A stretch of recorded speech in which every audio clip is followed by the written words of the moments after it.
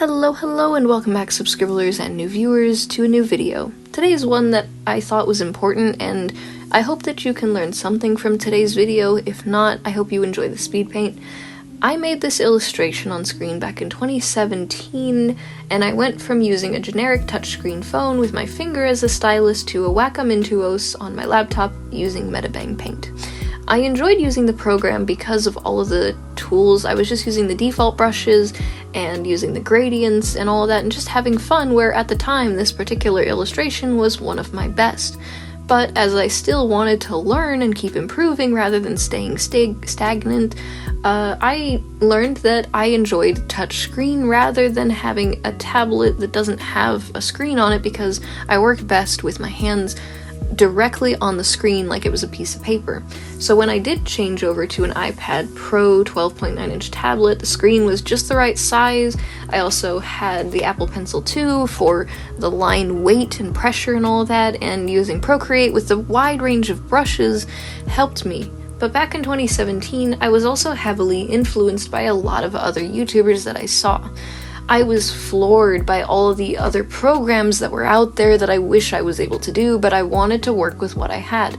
So when I found a YouTuber called Clockbirds, who at the time was using this program, I was like, this is what the program is capable of, so I want to try to do that. And no matter how many times I kept trying to achieve such a look, I'm not that YouTuber. I'm not any of these other artists. I'm myself, and I was trying way too hard, and unfortunately, I was self-sabotaging, where I was getting envious and jealous and all these things where I wanted to have my style mimic so many others, and I was losing that self-worth and value to my artwork. I was having fun to a degree, but after I was done with it, and especially to sharing it with social medias, it was just me downplaying my artwork far too often.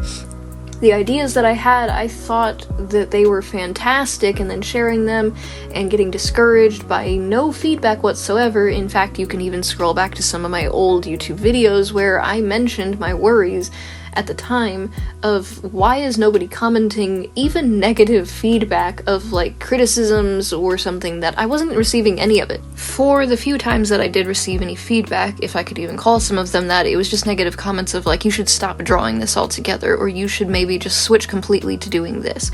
Or a few helpful friends were trying to be helpful, but they would say, well, this is how I would do it, but I'm not them, and so this didn't really help me.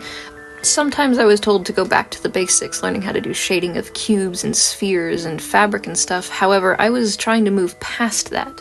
I needed to learn what implied textures were. I needed to learn different color theories. I needed to learn how I could put a character in an environment's lighting and rim lighting and all these things that I wasn't learning at the time that I'm slowly learning now. And I've recently discovered rendering process. I thought that was just something that 3D modelers use as like a weird coding thing, but there's so many factors to artwork that over time I've been able to learn it. And weirdly enough, this is gonna sound really strange, I actually learned how to be able to pace myself and be happy with what I have because of practicing riding a bicycle to work again. I was missing having a car because it's easier, but also there's the struggles of having a car to remember to change oils and make sure you have gas in it and all these things. No matter what you have, you're eventually going to have maintenance on stuff. And that goes the same for your tools and your time and your health and all of these things, needing to make sure that you have proper hydration and food so you don't pass out. Make sure that your hands aren't shaky, and concentrating on what's ahead of you rather than what's behind you every 5 seconds. But don't forget to look back at where you came from so that you know what you're doing, and remembering a pathway. Like, there's really weird connections, but I hope that makes sense, because a lot of it is also worth it in the end, because to a degree my brain muscles are developing the same as how if you're riding a bicycle every day uphill, you're eventually going to have stronger leg and arm and back muscles, and posture is important. Same thing with art posture. If you're constantly in shrimp mode, you're going to end up with a creaky back, and you might accidentally give yourself, I forgot what it's called, but your hand's gonna get those cramps, and you're not gonna be able to work on stuff, and you're not only gonna get art burnout, but you're gonna physically be unable to work on stuff in the future. It's not just with creating something by having references as well, which is a stupid taboo. You're allowed to use references, especially if you don't know how to draw a hand or a shoe or hair.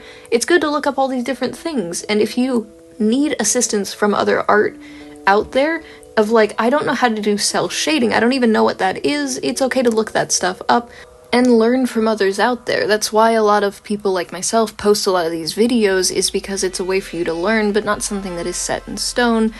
Another thing that I found daunting was actually fan artwork. It's something that I still struggle with to this day, where if you are creating something original and someone says, that looks like it's from Pokemon, it can be a bit stressful when you're not trying to relate that at all, even though people are trying to get a connection with it.